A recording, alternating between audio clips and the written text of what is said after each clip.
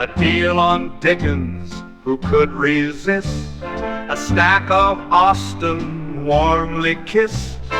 Golden Age crime tales twist and turn, every page a treasure to learn.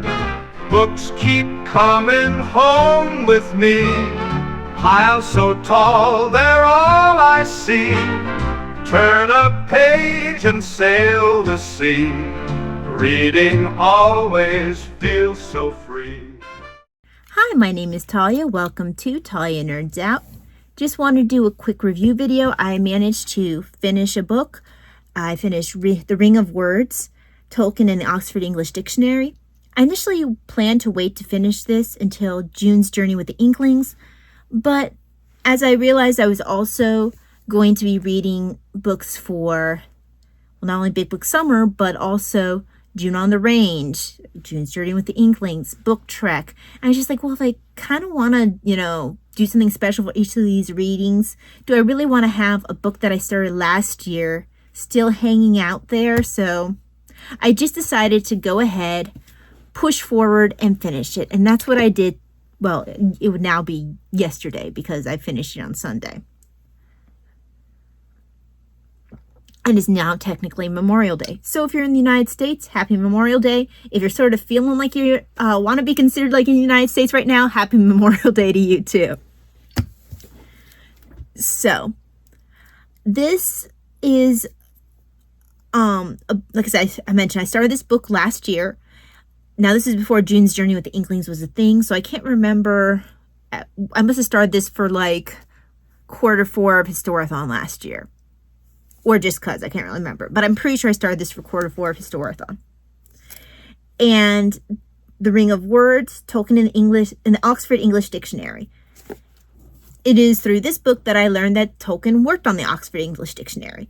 And he did his work on it before he wrote The Hobbit, before he wrote any of his published fantasy works. I mean, I don't think, if he was working on the Silmarillion, he wasn't very far along. But I don't think he was even working on the Silmarillion yet when he was involved with the Oxford English Dictionary. And the author goes through, and it's several authors, but they go through how you can see the influence of the words that Tolkien worked on for the Oxford English Dictionary, where it influenced his writing and his choices of words going on into writing The Hobbit and the rest of his legendarium. And it also goes through like just the general, so first of all, it's divided into sections. You have your first section that really is kind of like your narrative section, and it goes through things like,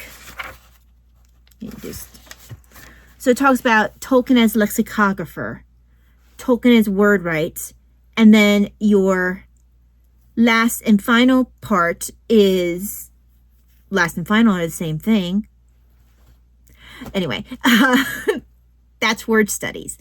And that goes through, in alphabetical order, all the different words that Tolkien coined that he then had pulled from either words that he went through and, gave the etymology for in the Oxford English Dictionary, or you could see where other older words influenced him. A lot of times these tended to be Germanic, either, Old English or Norse or Nordic in nature, pointing to how Beowulf influenced him, how just different sources influenced him, but particularly the Germanic word choices.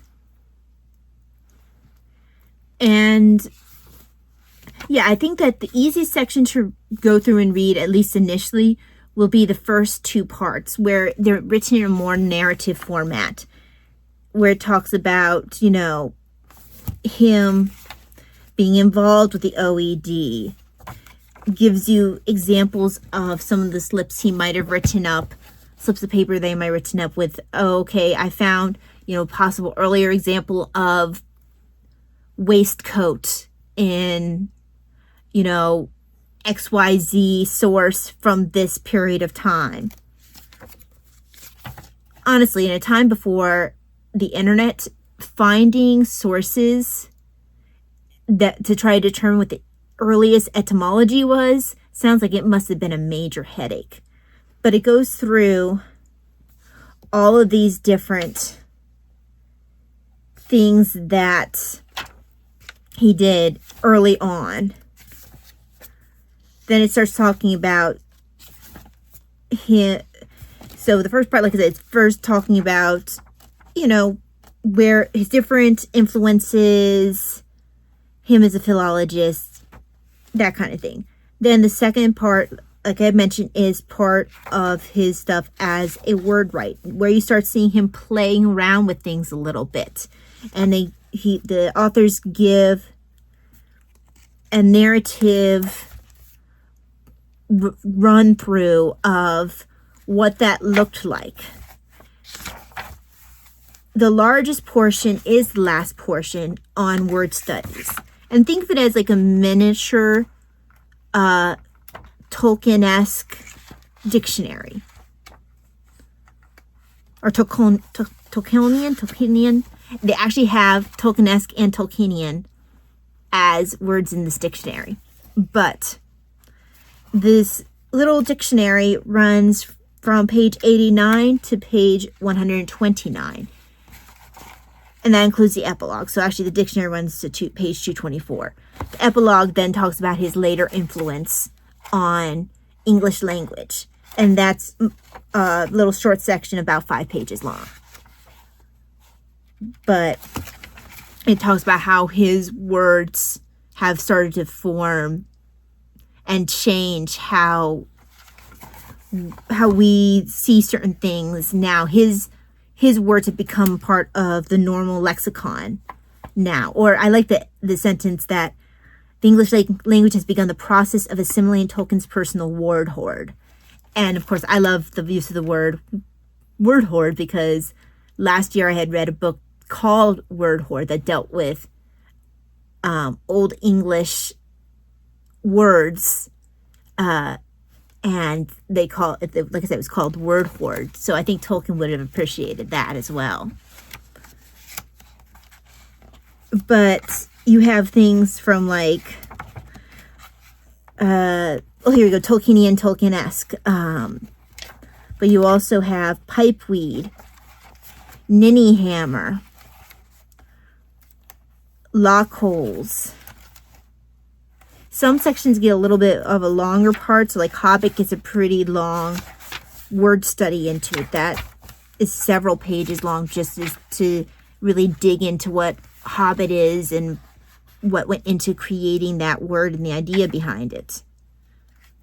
Halfling gets a much shorter section in comparison. So I think that the first section moves quicker than the word study section, but the word study section is still very interesting, but it can feel a bit like reading, a dictionary, because essentially that's what it is, with just a little bit more of the etymology. It's more like if I was to sit down and maybe read my Oxford Word Histories, my Oxford Word Histories book. That might be very similar to reading that, although with more information than my Oxford Word Histories book.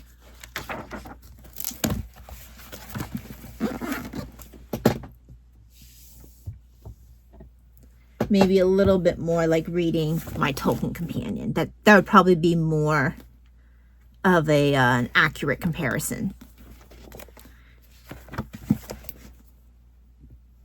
So, what would I rate this book? I think on Storygraph I ended up giving it a 3.5. Not because I find the book to be uninteresting or poorly put together. My 3.5 is based off of the fact that while the book is very interesting, I'm not going to run to reread it again very quickly. I might reference portions of it if I want to refresh my memory because of like some cool word that I seem to remember reading a history about. But I wouldn't necessarily feel like, man, I really need to reread this book in its entirety anytime soon. I feel like it's a good reference book to have on hand, just like if I want to refresh my memory about something. But I mean, a good portion of it is essentially a dictionary with, huge etymology points to it. So it's just not a frequent reread. So that got it to 3.5. But would I recommend people read it? Yeah, absolutely. Especially if you are interested in the history of words, if you have an interest in how the Oxford English Dictionary is put together. But if you have an interest in that one, sorry, my mouth is dry.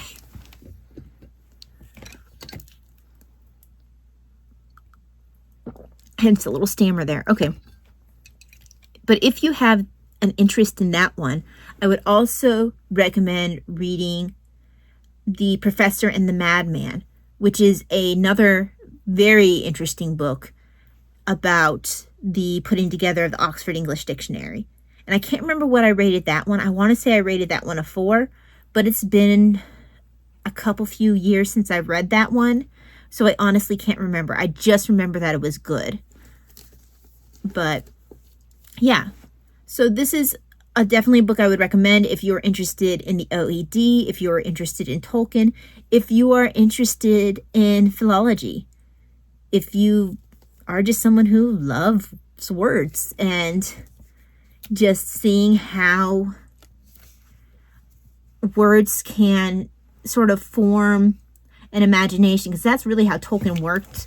He mentioned at one point, they use a quote by him where he talks about how a word could stimulate a whole just imaginative run for him.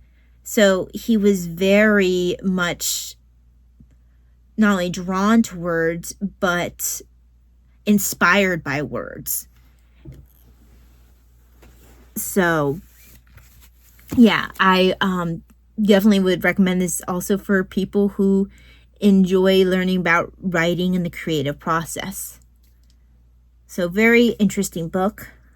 Tolkien in the Oxford English Dictionary by Peter, I would say, Gilliver, Jeremy Marshall, and Edmund Weiner. I'm going to say Weiner. But yes, thank you very much for joining me. Hope that you have a wonderful day, and I will see you again for the next video. God bless. Bye. Books keep coming home with me, piles so tall they're all I see. Turn a page and sail the sea. Reading always feels so free.